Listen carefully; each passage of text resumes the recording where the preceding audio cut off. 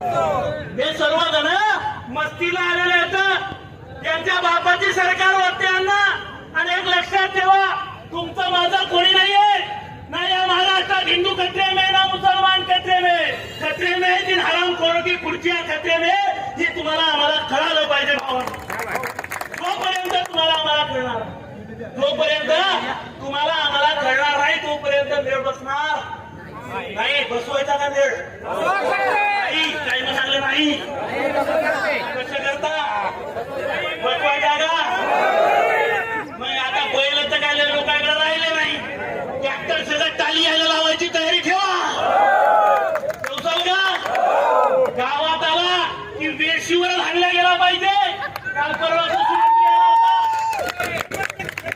आपला असाल का? काय तर वाटेच्या मांग असं करू नका. कारण गेलं कोणाचं बटून 8,000 म्हणजे 8,500 रुपये जाहीर करायला ते सरसकट मदत म्हणजे 85 रुपये गुंठा. 2.5 एकरात 100 गुंठे होतात. 8,500 भागीले 100 गुंठे करा. अरे 85 रुपये गुंठा घ्यायला आमचा बाप एवढा लाचार नाही. द्यायचे तर 50,000 रुपयाचे, नाही तर आमच्या गावातच येऊ नको. हे तुम्हाला तयारी ठेवावं.